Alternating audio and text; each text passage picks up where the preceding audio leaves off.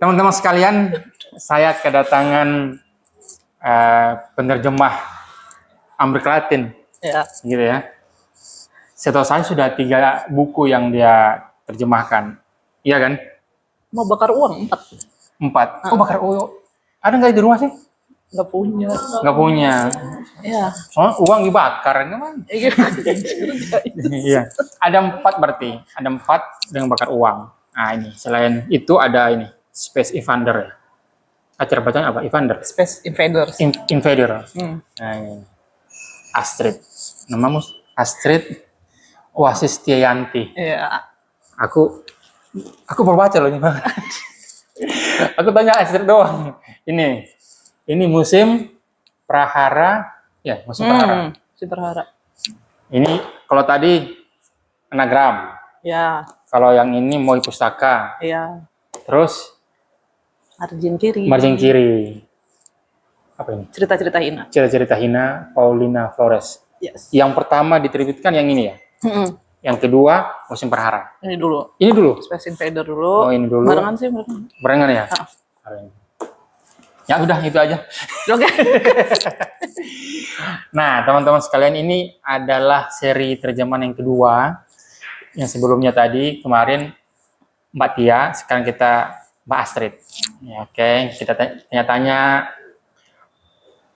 bagaimana proses dia mempelajari bahasa Spanyol, terus bagaimana dia terjun ke sastra, bagaimana dia ya nanti kita tanya. Bagaimana kabar Pak? Baik. Sehat. Aman ya? Aman. Aku kan tahu kamu itu di buku yang ini kalau nggak salah, cerita-cerita Hina. Dan sebelumnya beberapa kali kita nongkrong, kamu bilang kan lama di Argentina. Nah, coba ceritakan apa pengalamanmu atau apa di Argentina. Ngapain di sana itu? Orang kaya ya? Orang kaya ya? Jadi ya sih, ada privilege di situ emang. Jujur ada privilege di situ. Yang sosok menderita. Enggak. Jadi dulu tuh mama terjadi ini Kemlu diplomat. Jadi salah satu pindah-pindah kan. Nah salah satu penempatannya dulu pas aku SMA itu di Buenos Aires gitu. Jadinya aku ikut ke sana pas SMA kelas 2 pindah ke sana. Jadi sampai sempat kuliah, jadi 5 tahun di sana. SMA kelas 2 di sini baru pindah? Iya, SMA kelas 2 di Surabaya. Terus habis itu mama penempatan ke sana, ya udah aku ikut gitu. Motivasiku karena waktu itu kan lagi gandrung Piala Dunia tuh, terus habis itu tahun kapan itu? 2000. Jadi tahu ketahuan umur dong. Enggak dong, enggak apa-apa lah, enggak apa-apa. Jadi 2000 berapa ya? 2 apa ya? Tapi bisa nggak jangan ke sini? Oh ya kejauhan ya? Kameranya nggak ke 2002, 2006 ya?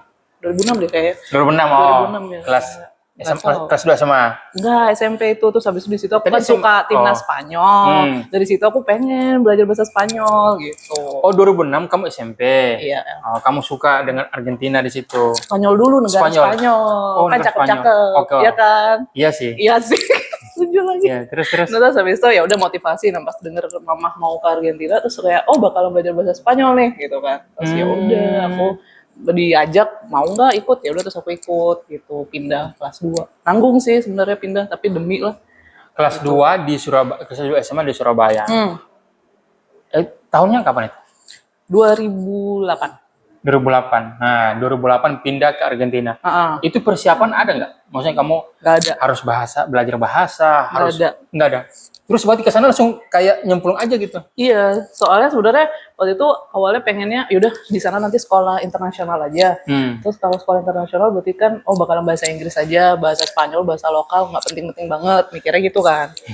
Tapi ternyata pas udah ke sana, sekolah internasional tuh jauh banget dari tempat tinggal dan mahal, karena kan American school gitu. Terus akhirnya ya udah deh ke sekolah bilingual. Nah, sekolah bilingual itu ada bahasa Inggris, ada bahasa Spanyol, tapi ternyata porsinya tetap banyakan Spanyol. Jadi mau nggak mau, akhirnya setiap hari pulang sekolah, kursus private, belajar bahasa Spanyol di situ. Berapa tahun kursusnya? Iya, sampai barengin. Jadi barengin ini. Jadi aku tuh kelas 2 SMA ngulang, terus habis itu kelas 3, ya 2 tahun itu sih. 2 tahun itu barengin sama buat nyelesain sekolah SMA-nya gitu. Oh, Belajar bahasa. berarti di sini 2 tahun, di sana 2 tahun ya? Apa itu?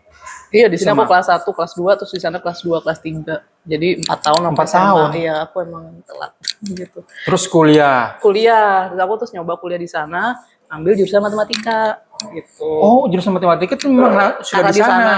Kirain nanti di Malang. Enggak, di sana. Gara-gara itu kan aku sekolahnya kayak gitu tadi.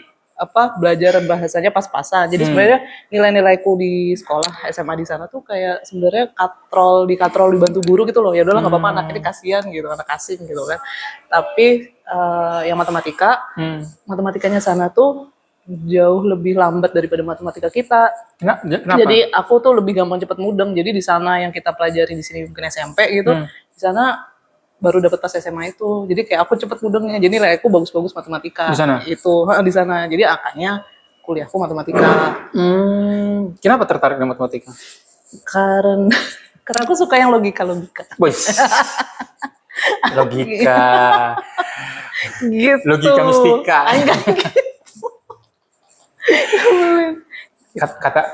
Kata Cucu Tejo itu orang yang seharusnya orang yang belajar sastra itu harus kuasai logika. Oh gitu. Harus kuasai matematika. Oh gitu. Karena dia bilang semua struktur yang ada di bahasa dan sastra itu selesai di matematika. Jadi orang yang belajar seni, belajar sastra, mestinya kata dia, Cucu Tejo, belajar matematika. Mestinya belajar matematika. Berarti kamu harus belajar. Mestinya. Memang saya semua terlambat alias bego. Terus nggak selesai tuh kuliahmu di Argentina matematika. Baliklah pulang kampung lagi ke Indonesia. Kenapa pilih Malang? Karena yang diterima di situ. Universitas apa itu Malang? Universitas Brawijaya. Jadi kuliah lagi, ngulang lagi. Di sana sudah berapa tahun? Di sana 3 tahun. 2 tahun. 3 tahun. 2 tahun setengah. Soalnya aku di sana tuh sempat nyoba kayak, jadi mereka tuh sebenarnya di Argentina sekolahnya yang publik itu tuh gratis. Jadi jadi kayak misalnya Universitas Indonesianya gitu. Itu pasti gratis gitu, cuman susah gitu loh. Jadi untuk masuknya susah. Akhirnya aku nyoba yang gratisnya itu kayak apa ya? Kayak mungkin di sini UNJ gitu ya, yang apa buat pendidikan. Jadi aku pengen jadi guru matematika tuh. Aku nyoba 1 semester, nggak kuat otakku karena walaupun ada matematikanya, tapi banyak juga harus diajarin pelajaran ini kenapa? Pedagogi, psikolog gitu kan. Karena kan untuk ngajar anak. Jadi nggak tahan, akhirnya aku nyoba ke kuliahnya swasta gitu. Jadi akhirnya kuliah swasta di jurusan matematika gitu. Tapi nggak selesai kan, karena dulu gitulah barengin kerja, terus ternyata nggak ini. Oh, kamu kerja juga di sana? Iya, dulu sempat nyari kerja karena ya buat inilah uang saku tambahan. Lah, ibu di sana kan kerja, nggak cukup uangnya. Ternyata tidak cukup kaya ya. Nggak cukup ya. Sumpah. Enggak, jadi mama tuh tugasnya cuma 4 tahun. Aku pas mama mau pulang itu aku berisik mereka di luar ini. Ini lagi penting ini bahas. Mama pas tahun keempat pulang. Nah, aku kan masih kuliah. Nah, aku berusaha nyelesain. Nah, pas aku berusaha nyelesain itu yaudah aku masih sambil kerja, gitu. jadi part time. Tuh buat bertahan hidup. Jadi ternyata tidak sekaya itu. Nggak semampu itu ya. Nggak semampu itu untuk membiayai hidup. Di sana mahal sih, mahal. Tuh, ya udah. Terus. Makanya kenapa pas pindah ke Malang juga jurusan matematika. Karena biar gampang aja. Cuman pas ketua prodinya di Unibra itu bilang karena ini mata kuliahnya beda-beda, terus ya udah kuliah lagi. Diulang lagi. Gitu. Berarti kamu di Malang berapa tahun? Kuliahnya? Ya dari 2014 sampai aku lulus 18, berarti 4 tahun. 14 sampai. Jadi aku benar-benar telat, teman-temanku udah pada lulus, aku baru mulai lagi di Malang. Terus ya baru lulus 2018 aku. Ditotalin yang di Argentina berarti 7 tahun. Iya, 7 tahun aku 7 kuliah. 7 tahun. Kuliah. normal lah untuk teman-teman yang mahasiswa malas kan 7 tahun juga. Iya, gitu ya. Kalau kamu kan mahasiswa yang rajin gitu. Tahu dari mana? Rajin di sana, rajin di sini. 4 tahun kan rajin itu. Iya. Dan kamu lanjut S2? Enggak. Enggak, Langsung pengen nyari uang. Nah, cari uang itu 2015 kamu di mana cari uang? Kan tidak di sastra kan? Iya kan enggak di sastra kan? Kok tahu? Pura-pura tahu aja deh. Ini nebak-nebak aja nih. Maksudnya kan kamu baru nerjemahin yang ini 2000. Bentar. Coba kamu lihat. 2021 deh. Ya nggak sih? 2021 kan baru nerjemahin ini pertama kan? Iya. Sastra kan? Iya, terus aku lulus 2018. 18, 19, 20. Ada 4 tahun itu. Kamu ngapain itu? Apa pergi ke 2018 sampai 21 kok 4 tahun? 3 dong. Oh, 3 tahun. Wah, matematikanya memperluas. 9, 20. Oh, iya. Iya. Terus. Jadi 2018 kan aku lulus matematika tuh, terus habis itu pengennya ini jadi guru, tetap pengen jadi guru. Jadi aku waktu itu nyoba yang program profesi. Kamu di pendidikan ya? Enggak sih, matematika murni. Oh, tapi emang ada matematika enggak murni. Cuman perdebatan yang lain terus. Jadi pengen jadi guru, jadi aku daftar program profesi yang misalnya Kemdikbud, program profesi guru lah, pendidikan ada itu. Terus habis itu selesai itu? Enggak, aku udah mau apply, tapi terus iseng-iseng karena aku bisa bahasa Spanyol, aku nyari di Jobstreet tuh apa yang butuh skill Spanish gitu. Aku cari, ternyata ada yang lagi nyari perusahaan ekspor baja di Jakarta. Terus aku iseng ngirim, terus dipanggil interview, ya udah aku dateng.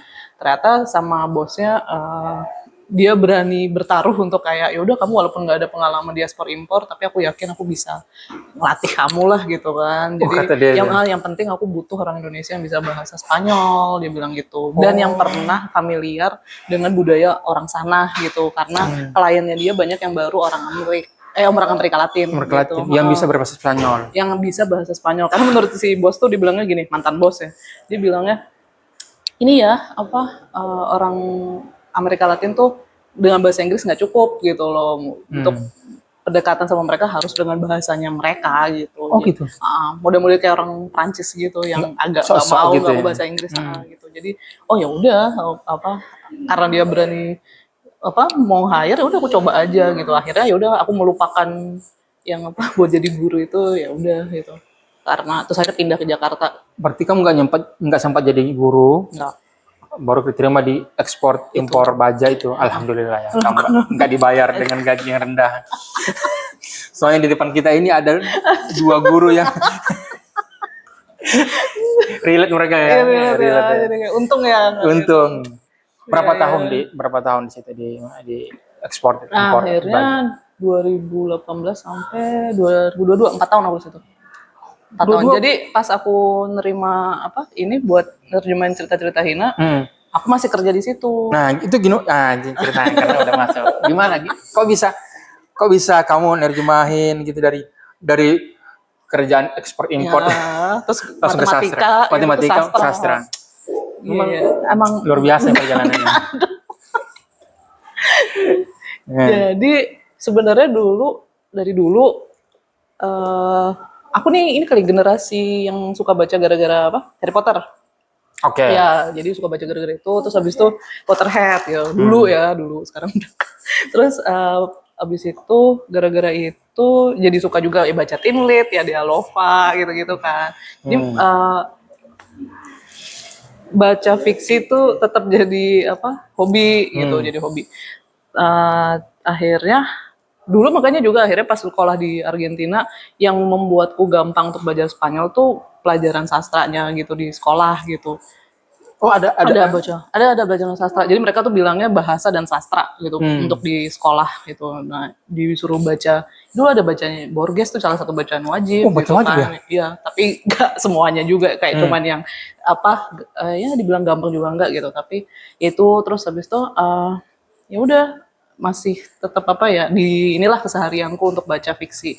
Jadi hiburan gitu kan, reading for pleasure gitu. Terus akhirnya pas aku lupa deh 2019 atau 2020 ya, nemu bukunya terbitan margin kiri, judulnya, tapi sebenarnya bukan fiksi sih, non fiksi, dari adat ke politik.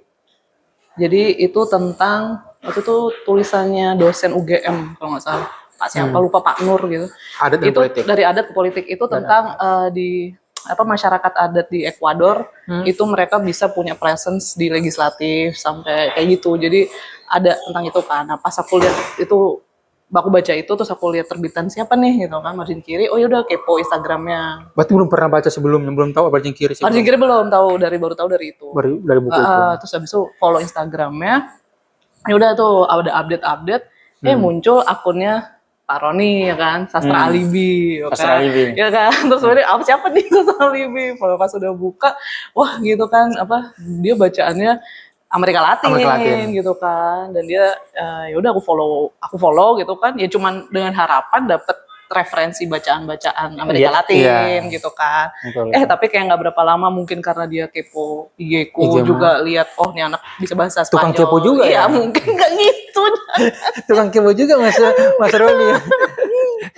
Aku nggak tahu alasannya, pokoknya di follow balik gitu kan. Oh yaudah gitu kan, mutualah sama Pak Roni. Ya udah akhirnya dia update nonton film lah atau baca apa, aku iseng-iseng SKSD lewat DM gitu kan. Oh ya Pak, ini gini-gini ya, oh gini-gini gitu. Jadi kayak ngobrol dikit aja sih, tapi kan irit kata kan Pak Roni itu. Terus ya udah. Iya, dia jarang ngomong.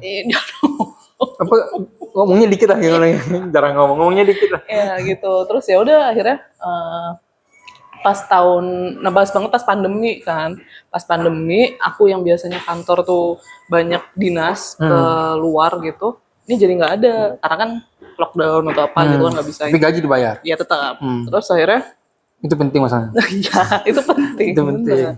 Nah terus akhirnya itu deh apa, karena ada lumayan lebih waktu luang dikit pas dibandingin nggak pandemi, pas Pak Roni tiba-tiba nge-DM dia apa, habis baca selesai si Palunya Flores ini kan, kumpulan cerpen itu. Terus kamu udah aku baca? belum pernah tahu. Dia yang aku taunya dari dia. Terus dia yang kayak nawarin, ini ada penulis perempuan Chile gitu kan, orang Chile kan. Kok dia nawarin gitu? Nah iya makanya terus habis itu aku yang kayak sebenarnya pas banget, aku waktu itu pas sebelum dia nawarin itu udah kayak pengen bikin sampel terjemahan gitu loh. Mau kirim ke dia?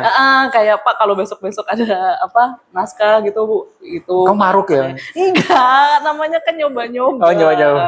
Nambah ya. Tapi ternyata di satu zaman dia udah nawarin ini duluan kan, jadi kayak oh yaudah. Tapi pas dia nawarin itu aku bilang, tapi aku nggak pernah nerjemahin Pak gitu kan, maksudnya belum punya pengalaman gitu. Terus dia kayak nerjemahin dokumen juga belum pernah. Belum pernah. Sama sekali belum pernah. Langsung sastra.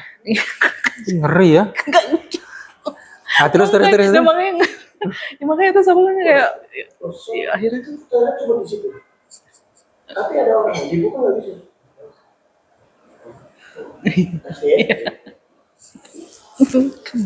Terus. Terus ya udah akhirnya terus habis No editing.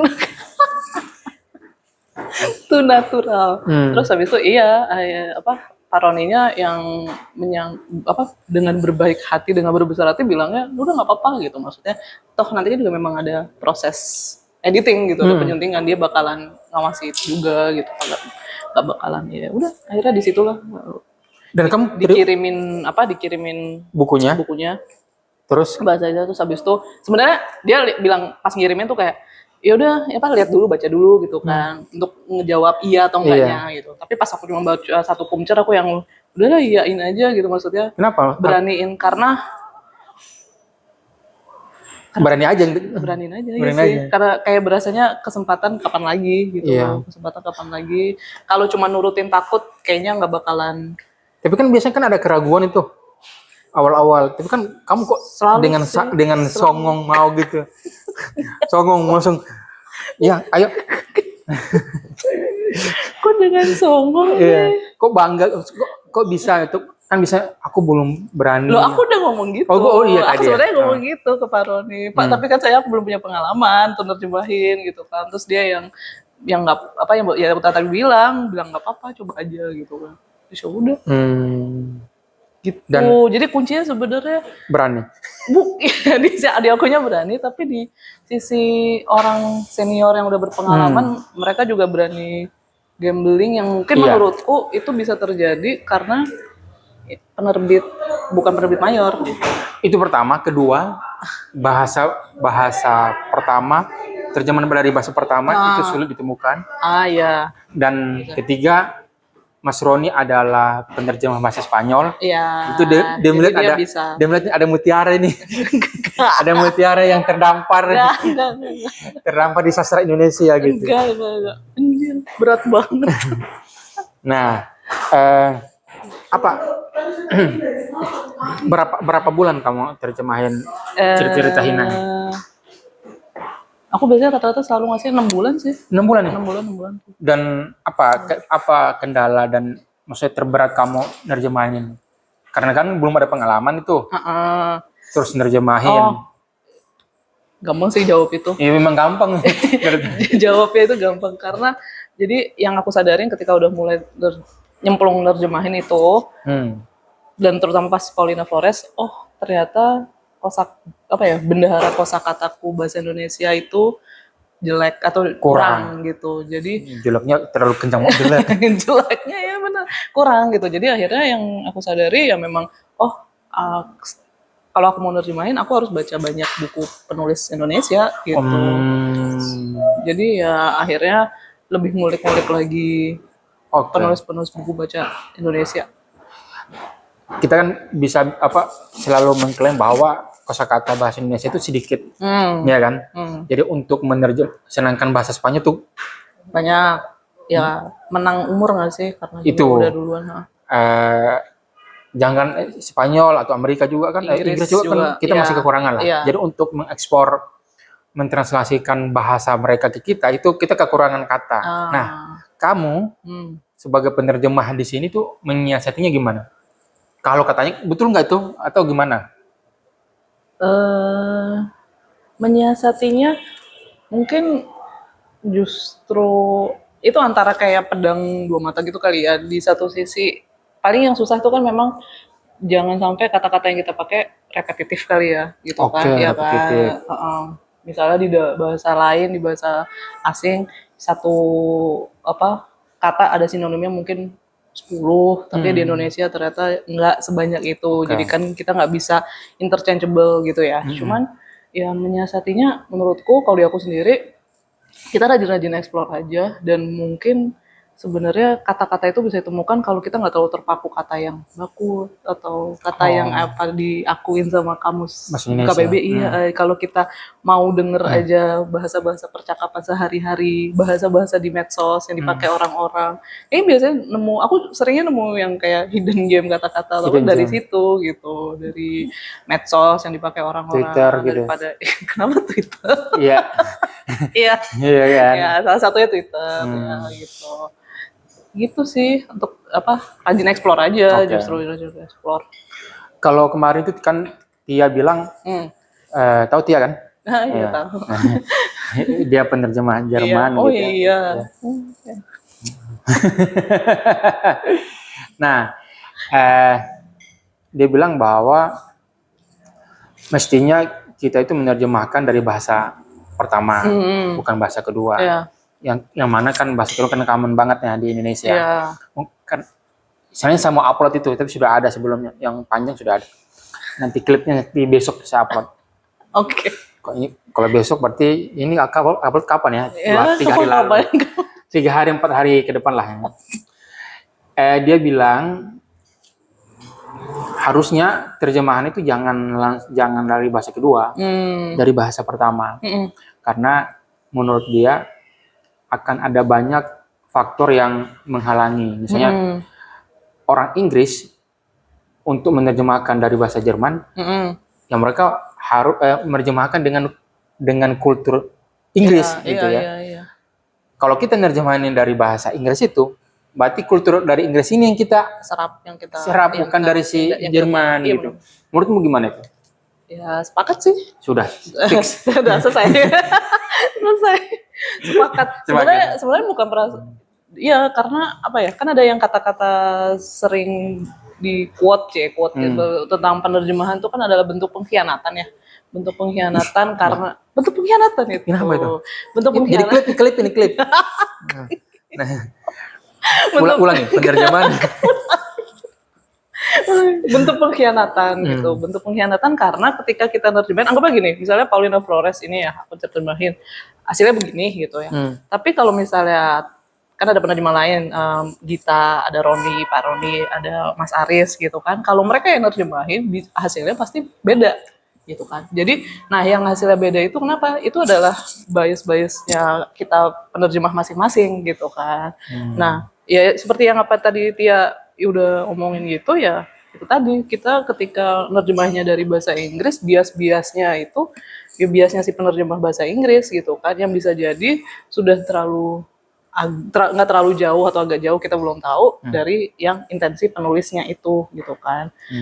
Jadi kayak ya udah gitu, bener sih gitu. Cuman kan memang pada prakteknya tidak semudah itu gitu kan. Untuk mencari, aku tuh selalu ngomong gini, sebenarnya speaker Spanish speaker gitu yang orang Indonesia, kayak aku ikut komunitas namanya Polyglot Indonesia. Masih ikut, tapi lagi nggak aktif. Tapi mereka kan ada banyak pembicara bahasa macam-macam gitu ya, bahasa macam-macam. Salah satunya Spanyol, dan yang Spanyol tuh termasuk yang banyak. lumayan gede, lumayan ada banyak gitu. Jadi cuman bisa bahasa kan belum tentu tertarik untuk nerjemahin dan ada interest sastra juga gitu kan. Jadi semakin udah dikit lagi gitu kan. Jadi itu juga terjadi sama bahasa-bahasa apapun gitu kan.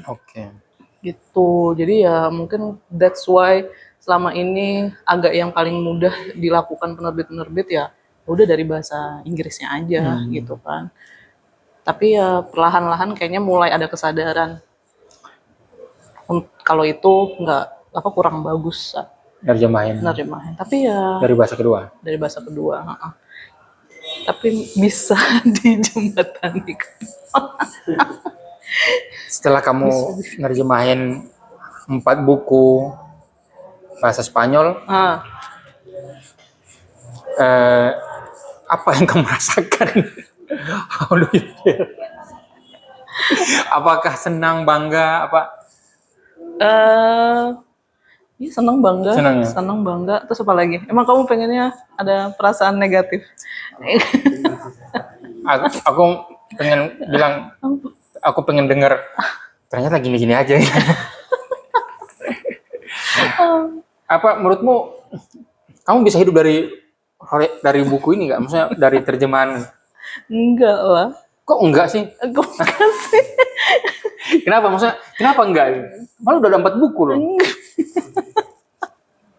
Nggak bisa. Nggak bisa ya? Nggak bisa. Karena kalau untuk penerjemahan kan memang yang paling banyak duitnya itu penerjemahan dokumen, penerjemahan. Oh iya sih, di bidang hukum, pokoknya iya itu paling banyak. Aku pernah memang kayak nerima untuk nerjemahin akte lahir aja misalnya dihitungnya per lembar gitu kan, dan per lembar itu juga udah cukup besar. Jadi kalau mikir-mikir, kalau sebulan aku nerjemahin banyak akte ini kayak gini ya bakalan emang lebih ada duitnya daripada nerjemahin sastra.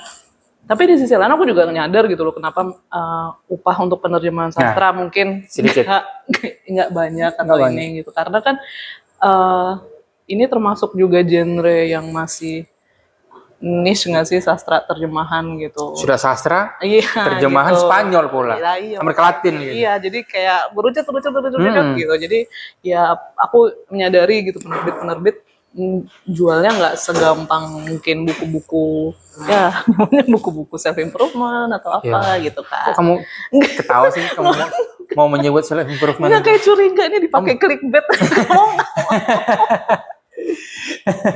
kamu nggak suka ya dengan buku-buku gitu? No, it's okay. Ya, kalau nggak suka nggak apa-apa. Enggak, aku juga pernah ngomong tentang ini di tweet kan. Karena apa? Aku menyadari gitu. Nggak suka? Bukan. Apa deh? Yang aku bilang kayak, oke, buku self improvement di Indonesia laku tuh kayaknya gara-gara di Indonesia akses ke psikolog sama psikiater tuh nggak murah. Jadi itu kayak first aid kit yang accessible gitu. Kayak aduh aku lagi ngerasa insecure, terus habis itu ngeliat di toko buku ada yang kayaknya relate nih. Ya udah itu cuma dengan 80.000 berapa kan udah cuma sih kan, tapi dengan uang segitu ya udah bisa dapet nih gitu kan bantuan gitu. Iya sih. Kalau misalnya accessible psikolog sama psikiater mungkin nggak laku gitu. Itu tahun berapa kamu bikin tweet gitu? Itu bisa jadi karena bukan Ridwan Kamil yang jadi gubernur. Oh bukan. Kalau gubernurnya Ridwan Kamil, Bisa ya. Yang ada itu. angkot-angkotnya, Angkot itu apa ya, mobil-mobil. itu ya. Iya. Gila. Kenapa Ridwan Kamil? Ya kan dia ada ini Ada ini, programnya. program itu ya. Tapi nggak kepilih makanya kan. Iya nggak kepilih ya. Sayang Ridwan Kamil nggak kepilih. Ya. Kok saya? Itu dong clickbait. Jadi bukan hanya penulis ya, tapi juga penerjemah ya. Nggak bisa hidup dari karyanya. Iya. Makanya kamu habis dari apa? Keren kamu pada saat kamu ditawarin oleh Mas Roni, kamu menghentikan aktivitasmu Semua di ya. aku hidup Dedikasi demi sastra, terjemahan. Oh, Enggak. Jadi aku perkenalkan sastra Amerika Latin untuk sastra Indonesia. Enggak. Canggih. Gila. Ternyata enggak. Enggak. Berarti kamu kerja itu di ekspor impor besi ya. Terus pergi ke Apa? kerja di mana lagi sekarang? Terus ke kedutaan satu negara Amerika Latin dari tahun 2022 sampai 2024. Terus sekarang pindah di Amerika 2024 Utara. ke Amerika Utara. Ya gitu. Jadi Amerika Utara hanya satu aja. Dua kan. Ya itulah. Oh, aku tanya juga nih. Apa? Amerika Latin kan banyak ada orang bilang jangan menyebut Amerika Latin. Itu enggak sih? Harus Amerika Selatan. Ya enggak sih? Aku enggak tahu itu. Oh. Sebenarnya Amerika Latin itu penyebut itu bias colonize. Iya sih, bias kolonial. Karena kalau ngomongin Amerika Latin berarti itu kamu mengkaitkan dengan mantan penjajahnya mereka kan, Spanyol dan Portugal. Karena kan berhasil kan dijajah Portugal. Cuman kalau aku sendiri sih ngerasanya, nggak tahu ya, aku tuh kayak ngerasanya sih kayaknya pertanyaan seperti itu lebih cocok ditanyain ke orang Amerika Latinnya sendiri aja gitu. Tapi kamu sebagai karena kalau aku sebagai orang yang non Amerika Latin, aku nggak ngerasa kayak bisa merepresentasiin mereka untuk nyaman apa enggak. Kayak gini deh, misalnya Asia Tenggara gitu, mungkin kita nggak mau disebut Asia Tenggara. Terus misalnya ada orang asing lain, entah orang Eropa atau apa gitu kan, yang mungkin lama di Indonesia atau apa, terus ditanyain, menurut orang Indonesia nyaman nggak sih disebut sebagai Asia Tenggara? Ya nggak tahu, tanya aja sama orang Indonesia. Tapi literatur tentang mereka kamu baca nggak, maksudnya mereka suka gitu? Oh, yang ada ngomongin enggak sih, ya selalu ada perdebatan. Malah waktu itu aku pernah dengar mereka senang gitu loh dibilang Latin gitu, karena dibilang Latin itu kan awalnya dari Amerika Serikat. Di Amerika Serikat mereka udah ya biar gampang di grup gitu kan, di grup aja nih Latinos gitu kan, Latinos gitu kan. Terus tapi sebenarnya ketika ngomongin Latinos yang asli itu kan orang Spanyol dan orang Portugal itu gitu. Jadi orang Amerika Latinnya sebenarnya ada beberapa yang kayak ngerasa vibe-nya ya nggak apa-apa deh, mereka nyebut kita Latinos, padahal kan seharusnya Latinos itu yaitu mantan penjajah kita gitu. Tapi mereka salah kaprah, mereka salah ini, ya udah nggak apa-apa. Justru mereka embrace aja sih menurutku. Tapi kalau mau ada sebutan lain, saya kalau nyebut Amerika Selatan nanti kayak Meksiko nggak masuk. Meksiko nggak dapat karena dia utara kan. Jadi ya nomenklatur kayak gitu. Kata dia kamu geser-geser dikit ini. Oh gitu. Karena kamu geserin. Ntar nggak pas mau ini untuk ngekatnya ntar ini bagus. Dari tadi udah 30 menit loh ini. Makanya diedit. Tadi potongan apa? Pas nggak bisa diedit karena apa? Kamu di sudut-sudut sana di pinggir-pinggir. Nyaman soalnya. Nyaman ya? Iya udah. Ada sandaran yang nyaman. Iya. Aku yang nggak ada ini. Kau ini. Udah bener tadi. Kalau kamu kan 5 tahun di Argentina itu, jadi menguasai bahasa Spanyol itu dalam kutip mungkin gampang lah ya. Bagi teman-teman yang nggak ke negaranya, bagi orang yang buta dengan bahasa Spanyol, kamu menyarankan mereka belajarnya gimana? Manfaatin internet sih. Internet doang. Manfaatin internet, tapi memang harus scroll aja gitu. Ya makanya jangan scroll. Apa? Duolingo. Ya Duolingo misalnya salah satunya, atau aplikasi-aplikasi lain yang kamu bisa temuin yang ngebantuin kamu. Tapi yang aku juga sangat rekomendasi memang terexposure. Misalnya kamu lagi belajar bahasa Belanda ya? Besok. tahun depan. Kalau lagi belajar bahasa Belanda jangan cuma ngandalin yang kamu dapetin di kelas gitu. Harus juga di luar itu kamu exposure, misalnya nonton film, nonton seri, nonton podcast, Baca. dengerin podcast, atau nonton YouTube apa semua yang konten-konten bahasa itu, bahasa yang lagi Belanda. kamu pelajarin, bahasa Belanda misalnya. Terus ada juga aplikasi namanya namanya apa sih, Tandem kalau nggak salah, namanya Tandem. Itu di situ Tandem. kamu bisa nemu teman-teman yang native speaker yang kamu pilih, terus kamu nanti bisa chat latihan ngomong sama dia gitu. Itu free? Itu free gitu. Jadi Tandem. dari situ kamu bisa nemu orang yang native speaker ataupun orang lain yang lagi belajar bahasa itu, Indonesia. bahasa yang sama, terus kamu bisa tukeran gitu. Nah, kamu berapa bahasa yang kamu kuasai kamu? Cuman bahasa Spanyol, bahasa Inggris, Indonesia, Jawa. Indonesia. Oh, kamu Jawa? Kan Surabaya tadi. Oh, kirain yang tinggal di Surabaya doang. Iya, karena ada keluarga di sana. Oh, berarti lahir di Surabaya kamu? Enggak juga sih, lahir di Jakarta. Udah lah, nggak usah di track ya, kayak gitu. Oh, lahir di Jakarta, ada keluarga di Surabaya, bisa bahasa Jawa. Bisa. Jawa, Ada Inggris. Jawanya kasar. Jawa, Inggris. Ya Ya, udah. Surabaya memang kasar kan, pesisir. Iya. Berarti kamu yang polyglot berarti ya? Iya. Polyglot. Alhamdulillah karena privilege ya. Iya, Kak. Kamu Beda. juga polyglot? Kagak. Kamu hanya 3 doang ini. Baru 3 doang. Iya kan itu polyglot juga. Oh, Polyglot polyglot berapa? 3 ya? Nggak tahu sih. Menurutku sih polyglot lebih dari 1 aja udah polyglot Kalau sih. umum. Karena misalnya kayak orang Amerika cuma bisa bahasa Inggris ya kan, mereka nggak polyglot gitu kan. Tapi kita mah seringnya polyglot. Kalau di Indonesia kan common lah, bahasa Indonesia dan bahasa daerah lah, bahasa lokal apa semua. Iya, common sih. Iya Common sih. semua. Iya gitu. Ini kamu itu ada apa? Peta baca ya? Iya nggak sih? Peta baca. Apa itu yang kamu buat? Iya, Ya? buat itu. Itu kenapa buatnya? Apa kamu mau memetakan pembaca Indonesia? Asik. Gila mulia banget ya memetakan pembaca. Petabaca.com ya? Petabaca.com. Anjay. Inisiatifnya kenapa bikin peta? Tapi bagus loh, aku suka tuh. Martian kamu tapi kayaknya belum optimal ya, belum semuanya ya. Kayaknya waktu itu triggernya bikin kamu tahu kan kali ya? Enggak, kaget. Yang kita ke Gramedia. Aku enggak tahu. Gramedia cabang ya. Enggak tahu. Kenapa tiba-tiba dibilang aku tahu? Aku enggak tahu. Kamu datang semua. Enggak tahu. Yang kayak gitu jangan dibilangin. Makanya di ending. Enggak mungkin aku Enggak, no editing. enggak sih, sebenarnya waktu itu juga aku bikin buat aku sendiri di Maps itu aku bikin sendiri peta-peta buku-buku, toko buku indie gitu kan. Terus abis itu di berbagai kota. Jadi harapanku tuh pengennya misalnya aku liburan kemana, apa nih gitu toko buku yang bisa aku iniin gitu kan. Terus abis itu ada website satu fondasi buku gitu di Argentina, mereka bikin kayak gitu peta yang komprehensif semua di Argentina dari utara sampai selatan. Terus aku kayak ternyata bisa di-share buat publik gitu. Aku cari tahu aja caranya bikin peta itu gimana buat share di publik. Jadi ya udah data yang awalnya waktu itu buat aku sendiri pribadi, terus aku bikin ke situ.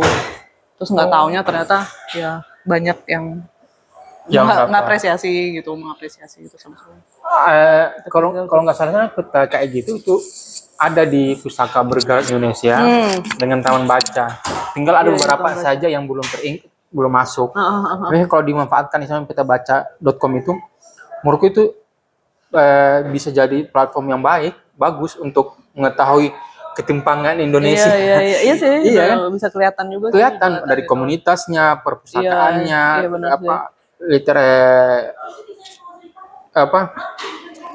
hal-hal yang berbau baca buku semua literasi semua bisa terkonsentrasi cuman di mana. Jadi kalau ya paling kementerian yang minta akan minta ini bagus nih jadi bahan.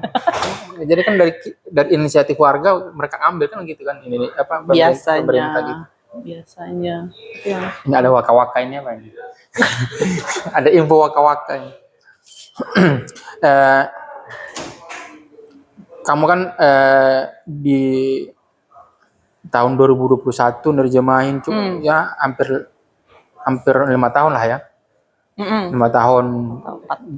4 tahun. Salah lagi ya. Matematika aku. Tapi 4 tahun gitu ya, 4 tahun. Ya. di Sastra Indonesia, Di nerjemahin 4 buku, katanya juga akan nerbitin ada buku baru lagi katanya. Tapi nantilah Iya nanti. ya jangan. Saya dengar-dengar gitu. Oh, dengar-dengar ya. Ada dari penerbit ngomong gitu. Oh gitu. Ini ya sumbernya top ya. Valid. Pak Safar tuh Iya. gila. Sumbernya sumber primer ya. Oh, gila.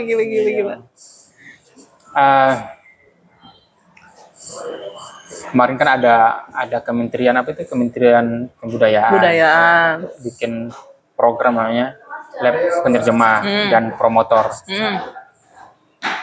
What do you think? Ya, yang jelek-jelek bisa juga diungkapkan. What do I think? Iya, sebenarnya kan gini kan kalau kan Anda juga pemantau diskurs Twitter ya kan, book tweet ya kan. Seringnya kan kalau udah ngomongin book X ya. Sekarang kalau ngomongin segala macam tentang perbukuan tuh kan pasti ada apa ya? Ada kesimpulan yang selalu orang-orang buang kesimpulan sih, statement yang orang-orang bilang ya ini sih absennya pemerintah, ya ini sih karena absennya negara gitu kan. Jadi program kayak ya itu tadi lab promotor sastra dan penerjemah, menurutku oh ya udah berarti ini kan ada negara sedang hadir, sedang mengupayakan gitu kan. Jadi ya udah apresiasi dan menghargai orang-orang yang sedang mengupayakan itu ya udah gitu. Cumannya nih ya nggak cuman sih, tapi maksudnya ya kita yang tidak sedang di situ gitu, paling kan yang bisa kita lakukan ya udah mantau, terus habis itu gibahin terus mungkin kalau bisa ngasih masukan, kita ngasih masukan kalau kita melihat sesuatu yang agak enggak, misalnya kemarin Bapak Menteri kan bilangnya siapa yang Bapak Sastra yang baru dinobatkan, Taufik Ismail. Ya misalnya kayak gitu, kita kan bisa kayak minta akuntabilitas dalam artian kenapa harus dia gitu, kenapa nggak ini gitu. Maksudnya kan pakar-pakar sastra seperti Pak Safar kan bisa memberi input gitu kan, bisa memberi inilah gitu, kayak enggak gitu, ada lebih ada penulis lain yang lebih bukan berhak, lebih oke lah untuk dijadiin Bapak Sastra misalnya, kayak gitu-gitu. Ibunya siapa? Makanya Ibu Sastra siapa juga ya kan, kenapa harus Bapak Sastra doang ya gitu sih. Jadi ya ini aja sih, menghargai. Tapi di lab sastra itu, lab penerjemah itu gimana sih? Maksudnya mereka yang terjemahin dari luar ke Indonesia atau Indonesia tuh bahasa Inggris. Makanya itu salah satu kemarin aku juga, ya bukan karena aku juga ini ya kepedean bakalan diterima, aku juga kemarin sih nggak apply karena pas aku tanya tim promotor sastra, salah satu orang gitu, dia bilang oh iya ini nanti outputnya itu untuk penerjemah sastra dari bahasa Indonesia ke bahasa Inggris gitu. Karena dia bilang kayak gitu, aku yang oh yaudah, aku nggak ngerasa pede dengan bahasa Inggrisku dan ya udah deh aku nggak coba gitu. Tapi lagian aku tidak punya waktu untuk mendedikasikan 24 jam 7 hariku ke sastra seperti Pak Safar ya kan. Jadi nggak gitu, kayak nggak dulu. Saya udah lama loh nggak ninggalin sastra. Aku sejarah. Oh, udah sejarah sekarang. Oke. Bisa. Apa itu sastra? Nggak menghidupkan aku. Ya gitu sih. Jadi emang outputnya memang dari bahasa Inggris ya, karena mau dibuat promosi sastra kita ke sana. Ya, dan mungkin banyak bahasa lain. Maksudnya kan Eropa. Ya tapi mungkin starting point at least karena kan setiap pameran-pameran literasi internasional gitu, ketika ketemu sama yang penerbit-penerbit dari luar negeri gitu kan, pasti yang diminta sampel, oh ya udah yang accessible kan selalu bahasa Inggris kan. Jadi misalnya bukunya Safar ya kan diterjemahin ke bahasa Inggris, contohnya gitu satu chapter gitu kan, terus ini nih gitu dijual nih sama salah satu agen promotor sastra gitu kan. Makanya deketin salah satu agen promotor sastra yang udah kepilih tuh. Gimana ya? Cari itu gitu. Aku nggak jawab karena nggak mau edit. Mau editing.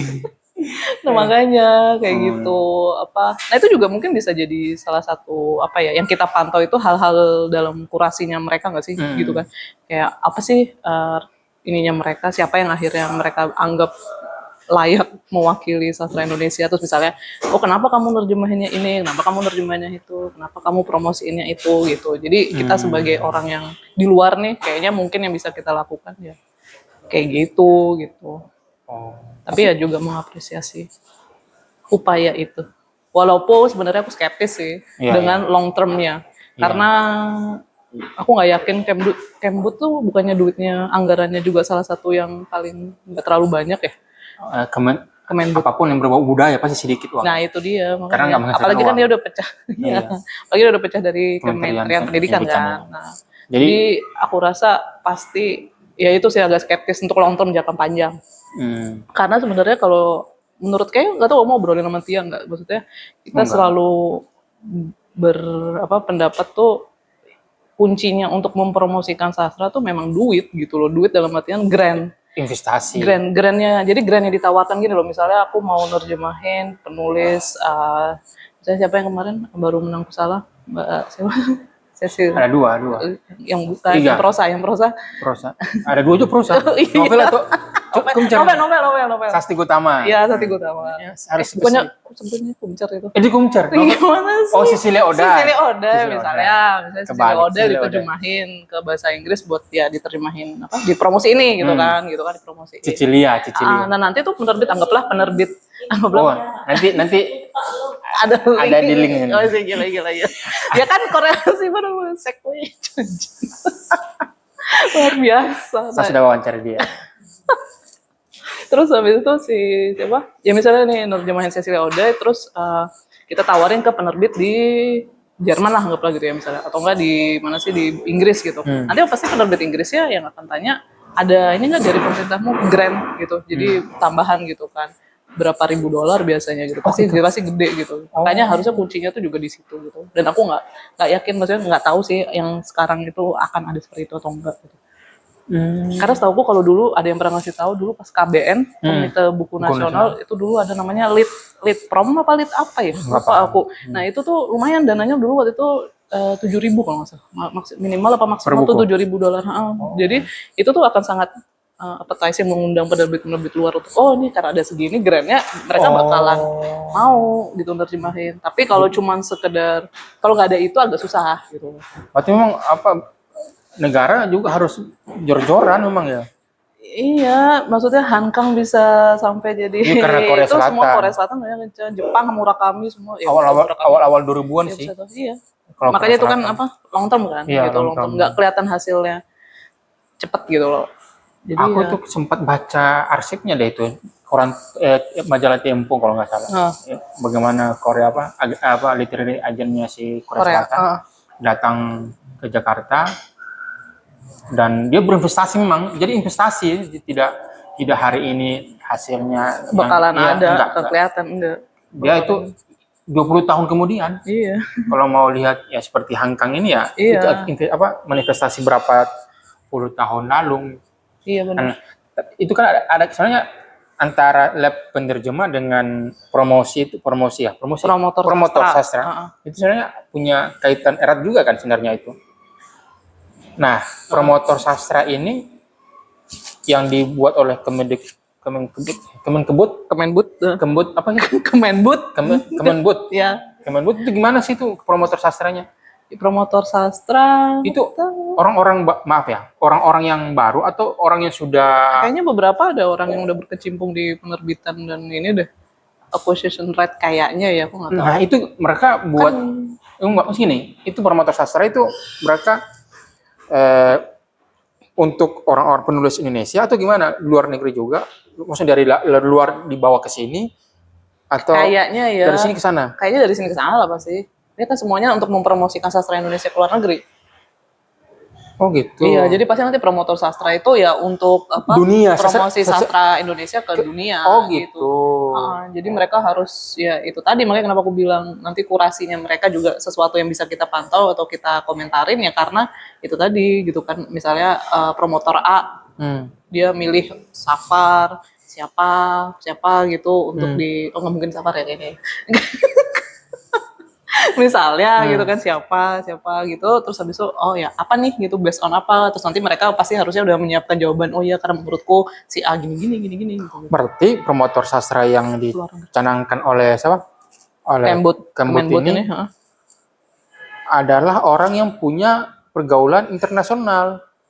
Iya mungkin Setidaknya harusnya sering berapa kali berkorespondensi lah dengan orang-orang di sana, harusnya ya kan? iya. Atau pernah atau penerbit macam Anagram kan sudah nerbitin beberapa buku luar negeri kan? Sastra terjemah. Berarti Iya, mereka luar sudah negeri. pernah berkorespondensi di sana apa semua. Dan peserta promotor yang kamu lihat itu ada nggak gitu? Ada yang apa? Yang sudah Aku nggak kenal semuanya, nggak tahu yang terpilih berapa sih, 15 apa 10 ya pokoknya, tapi aku nggak kenal semuanya, nggak tahu. kalau kamu kan misalnya kamu berpotensi jadi promotor sastra karena Enggak, tinggal di Argentina. dulu udah lama. Iya, 5 tahun. Udah lama, aku nggak tahu. Berbahasa Spanyol. Bahasa Spanyol kan. Ya, Bahasa Inggris juga, polyglot lah gitu. Iya, asik. Tidak malu-malu Indonesia lah kalau di Ya hadapan. mungkin promotor sastranya juga udah requirement-nya udah oke. Oh iya sih ya. Kamu tak kenal mau kata saya yang kenalan dong. Kamu lihat namanya, ajak wawancara satu-satu tuh. Ya nggak? Bisa kan? Next video. Nanti dipikirkan agendanya, waktunya. Iya. Enggak ada honornya. Iya sih. Nggak ada honornya ya. Nanti mereka sibuk, mereka Iya. udah terlalu sibuk Ini sedang banyak- mempromosiin. Jadi Banyak belum tentu. bacotnya. Nggak tahu ya, kita mungkin kalaupun mereka belum misalnya masih hijau misalnya, ya siapa tahu mungkin sedang dijajaki untuk bisa mulai berjejaring dengan yang luar kan, who knows. Gini Astrid, apa? Apa? Novel prosa Indonesia itu kebanyakan, aku mungkin khawatir klaim. Ya nggak apa-apa, kan pendapat. Iya, kerap kali disandingkan dengan Gabo. Oh, Cara bacanya apa sih kalau Gabo? iya Gabo, nggak apa-apa. Bahasa- Gabo panggilannya sebenarnya. Iya, panjangnya Gabriel Garcia Marquez. Gabriel Garcia Marquez. Tidak ada bahasa Spanyolnya, enggak ada. Iya, Maksudnya cara enggak. penyebutan. Enggak, emang kayak gitu. spell. Oh. Itu karena bom novel. Amerika Latin. Selain itu, Heeh. novel pertamanya si Eka Oh. Cantik Teluka dan Leka Hermawa apa semua. Itu menjadi inspirasi banyak penulis prosa di Indonesia. Oh, Kedekatan itu. oke. Nah, apakah kamu membaca buku-buku yang gitu nggak? Maksudnya Yang mana? yang kayak yang Gabo, terus bukunya siapa itu yang satu lagi? Yang prosanya kayak esai, Prosanya kayak. Borges. Oh, oke. Nah, yang kayak gitu kamu baca nggak waktu kamu di Argentina? Jadi Atau enggak? baca Borges itu, tapi kan Borges tuh sebenarnya dia nggak ada nulis novel ya, dia nulis dia cerpen semua kan, cerpen sama esai sama puisi. Dulu tuh pas di SMA sana, yang salah satu wajib kalau nggak salah kumcer, aku lupa deh, fiksionis atau alef, tapi satu itu aja. Tapi sebenarnya guru bahasa dan sastraku dulu di SMA itu, dia jadi di Argentina tuh ada dua kayak apa ya, kayak ada dua kubu gitu. Satunya Borges, satunya namanya Roberto Art. Itu dia mungkin kayaknya di mendunia kurang terkenal. Roberto Art. Namanya Art, ARLT. Kenal kan lang di Indonesia. Nah, Terjemahin kalau lah. Roberto Art itu dia sebenarnya lebih jadul dikit daripada Borges, dan dia apa ya, kalau misalnya mau digampangin, dia dibilangnya julukannya Fyodor Dostoyevsky-nya Argentina. Dia kayak gitu, agak yang canggih dong. agak sangat depres gitu kali ya, agak sangat. Terus nah guruku dulu tuh lebih Roberto Art, makanya sebenarnya aku lebih exposure pertama emang di si Roberto Art itu. Dia nggak terlalu kayak Borges yang fantastik, yang magis, yang kayak gitu, enggak sih gitu, lebih kayak realis gitu. Jadi apa ya? Tapi kalau ngomongin sastra emang yang diterjemahin ke bahasa Inggris kan selalu karena catering to their taste juga kan, apa preferensinya pembaca bahasa Inggris kan, Iya. bukan catering ke lebih wider audience, pasti kan kayak ya udah ini seleranya orang Eropa Barat gitu sama Amerika Serikat gitu kan. Jadi ya akhirnya kenapa boom Amerika Latin juga patternnya udah ceritanya kayak gitu-gitu ya, emang ya karena catering their taste gitu kan. Jadi ya kayaknya juga pas nanti kalau udah ngomongin persoalan promosiin sastra Indonesia ke luar juga pasti akan ada tarik ulur kayak gitu nggak sih? Kayak tarik ulur kita catering preferensi pembaca sana profesi remaja sana sama realita Yang ada di sini. ada di sini gitu. Jadi Iya. kayak tarik ulur itu gitu, sejauh mana sih kita bakalan mau mempuaskan seleranya mereka aja, atau kita juga enggak kok gitu, sastra kita tuh ada yang lain gitu, nggak kayak gitu aja misalnya. Who knows? Iya, iya. Kamu yang expert. Apa? Tadi Cuman ini nih. Aku kan kalau pas waktu di SMA, SMP itu kan baca karya-karya baca buku yang dia disebut ringan lah. Kayak Andrea Hirata apa semua iya, gitu. Nah, kalau di iklim SMA di mana di Argentina itu ada nggak kategori-kategori gitu bahwa SMP atau mungkin nggak masuk di kurikulum tapi di antara di antara muridnya aja itu gitu. hanya baca buku-buku. Tapi kalau yang Brazil itu Paulo Coelho. iya kayak gitu. Apakah seperti itu atau kok kamu tertawa kalau aku serius loh ngejawabin kalau kan. Enggak apa-apa. Curigaan sih. Ada nggak ya? Soalnya orang atau ya Waktu mungkin, kamu SMA itu loh maksudnya. tapi mungkin di sisi lain aku privilege lagi gitu. Dulu aku sekolahnya lumayan sekolah di Elit. daerah. Iya, pokoknya anak-anak yang lumayan orang berkecukupan kelas atas gitu lah ya. Apa susahnya bilang elit atas. gitu?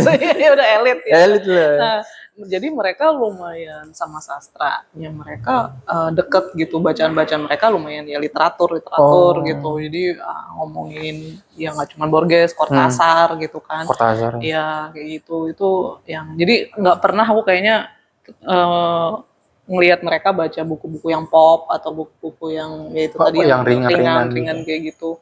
Enggak gitu. Malah sebenarnya ada tuh mata pelajarannya dulu pas di sekolah SMA pun udah diajarin filsafat gitu. Jadi gitu. iya, jadi aku inget banget soalnya dulu pas filsafat itu ada 3 temen gitu pada berantem. Karena aku nggak ngerti bahasanya, belum ngerti banget ya. Tapi ternyata pas udah aku tanyain ke teman yang lain, ternyata mereka memperdebatkan ini. Jadi satu tuh agnostik, satunya ateis, satunya Katolik gitu. Jadi mereka mendebatkan itu gitu pakai filsafat gitu. Terus nggak lama masuk guru filsafatnya, terus yang malah juga justru kayak ngeladenin gitu, diterusin. Terus aku yang kayak ini pelajarannya udah biarin itu, mereka lagi emang kayak gini gitu, kelasnya tuh kayak gini gitu. Jadi yang nggak tahu, mereka udah terbiasa. Nggak tahu apa itu karena itu tadi kelas ya elit itu tadi gitu. Jadi mereka terbiasa seperti itu gitu. Jadi ya bukan sesuatu yang aneh. Ya Borges itu mungkin populernya mereka gitu. Iya, mungkin populernya mereka ya yang kayak gitu. Aku pernah nge-tweet juga, wah kamu nggak ngerti, tapi udah lama sih. Nggak, aku pernah nge-tweet nih dulu. Itu seolah-olah semua tweetnya dia aku pantau gitu loh. Karena emang iya, biasanya.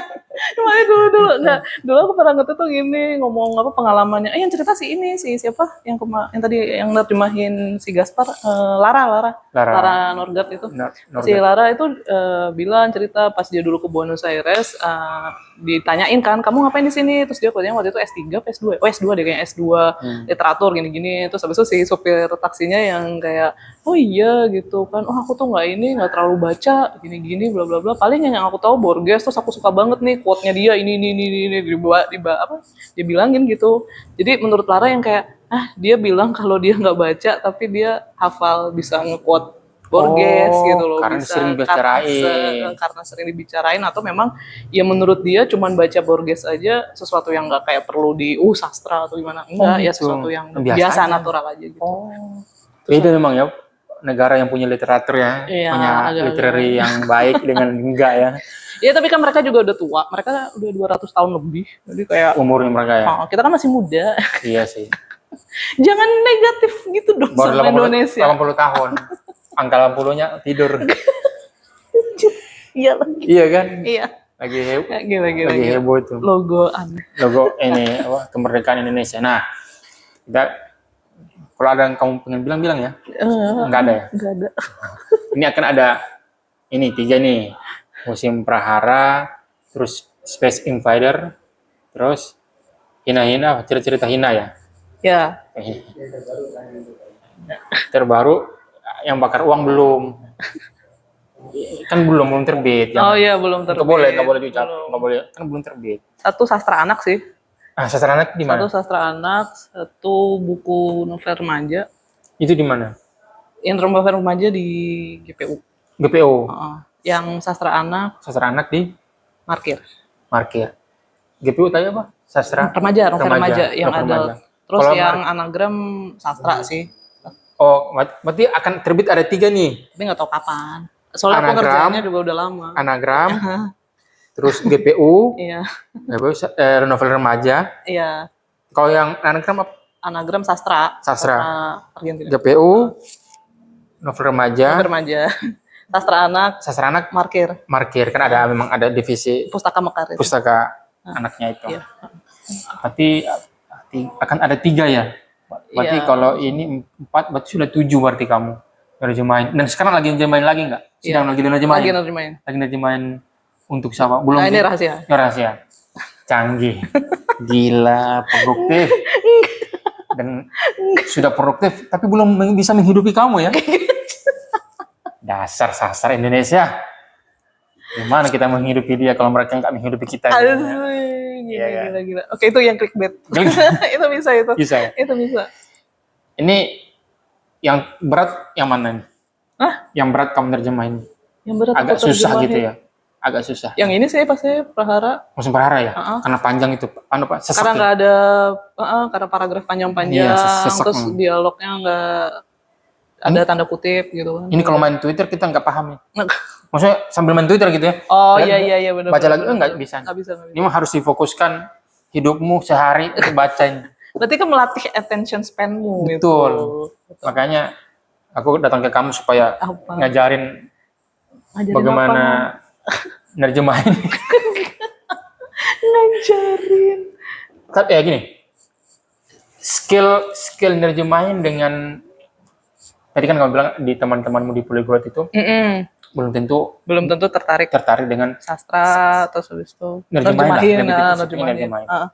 Apa sih tersulitnya nerjemahin itu? Kalau misalnya gini, kan kamu juga belum nerjemahin sebelumnya tuh. Selain bahasa, kosakata tadi apa?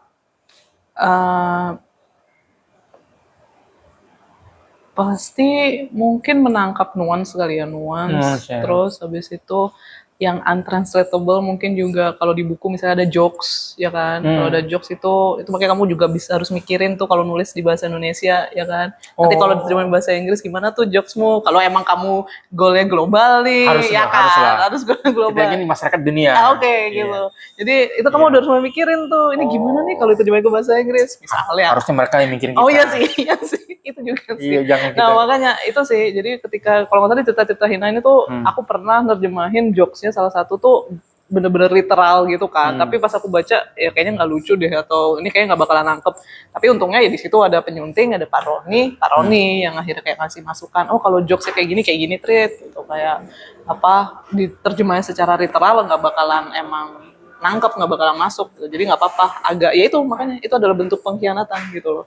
Bentuk pengkhianatan karena kita tidak setia dengan naskah asli kan. Tapi walaupun tidak setia dengan naskah asli, apa yang kita lakukan ya untuk serve the reader gitu kan, untuk pembacanya juga menangkap jokes-nya gitu. Itu sih. Berarti penerjemah itu adalah banyak mengkhianati naskah asli. Tarik ulur. Kayak ada saatnya mungkin setia sama naskah, ada setia karena tergantung kalau misalnya yang mau setia banget sama naskah mungkin yang klasik terus habis itu banyak footnote gitu kan. Mungkin tetap mereka mempertahankan kosakata aslinya atau gimana terus habis itu footnote-nya. Nah, itu kan berarti dia setia sama naskah asli gitu. Sedangkan kan kalau kayak Musim Prahara nih kemarin pertimbangan aku juga nggak mungkin ngasih footnote banyak-banyak gitu kan. Nggak ada footnote juga kan. Karena kalau pakai footnote kan mengganggu alur baca kan. Betul. Ya. Kayak gitu pertimbangan-pertimbangan. Tapi ya tidak menutupi kalau besok-besok ada yang nerjemahin lagi ini Musim Prahara terus habis itu pakai footnote ya siapa tahu. Tapi memang ada footnote. Enggak sih, yang di bahasa Inggris juga nggak ada. Tapi ya nggak tahu gitu loh, siapa tahu. Di naskah aslinya ada footnote penjelasannya? Yang ada. Nggak ada juga? Yang ada. Kan maksudnya footnote itu tadi yang mungkin dia mempertahankan kosakata asli atau gimana, terus habis itu dikasih footnote aja. Iya, banyak. Tapi itu kan kebanyakan biasanya di Atau enggak kalau di Fiksi sini ini ada sih tapi glosarium sih, glosariumnya. Jadi kata-kata asingnya apa Oh. dipertahankan tapi ada daftar kayak Ini, gitu, oh kayak iya, gitu iya, iya. biasanya. Mending kayak gini sih Iya, daripada heeh. kita baca Iya lagi. sih, Kita akhirnya baca buku sejarah tuh, buku Iya. paling sejarah udah ya. yang kayak Jadi gitu. gimana? Rekomendasi buku sejarah? Nah, terakhir. Kebetulan si Astrid memang sudah mempersiapkan podcast Iya, ini, makanya dia membawa 2 buku yang dia beli dan dua-duanya buku tentang beli, penerjemahan. Iya beli. Ini buku bekas sih, second susah soalnya beli di nyarinya. mana? Ini dulu di Better World Books. Di mana itu? Di betterworldbooks.com website, gitu. buku-buku second. Hmm, Ini memoirnya yang nerjemahin ke bahasa Inggris, bukunya buku-bukunya Gabo. Gitu. Ini recommended untuk tahulah pengalaman penerjemah secara personal gimana. Cuman kalau dia itu tuh agak lumayan privilege. Jadi dia akrab sama Yang diterjemahin. kayak Gabo. Gabo tuh bahkan bilang terjemahannya bahasa Inggrisnya dia tuh yang 100 Years itu lebih bagus bahasa Inggrisnya daripada novelnya dia sendiri. Gabo tuh muji terjemahannya sebagus itu katanya gitu. Terjemahannya yang Terjemahan lebih bagus. bahasa Inggris bagus gitu daripada novel aslinya, daripada novel aslinya. Nggak tahu karena itu teman sendiri atau gimana ya. Atau mungkin Tapi itu kayak gitu. ya. Dan dia juga deket sama Cortázar. Bahkan Cortázar tuh kalau baca di sini ada bilangnya gini. Cortázar tuh sampai ngeedit naskah aslinya dia karena dia mikir gimana ya tadi kayak aku bilang, dia mikir gimana nanti di bahasa Inggrisnya gitu.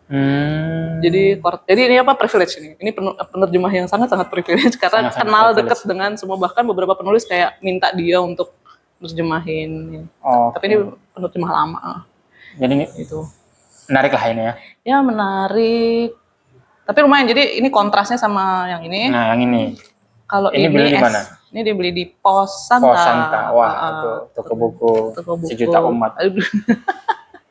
Ya itu, ini kumpulan esai 21 esai yang 21 esai.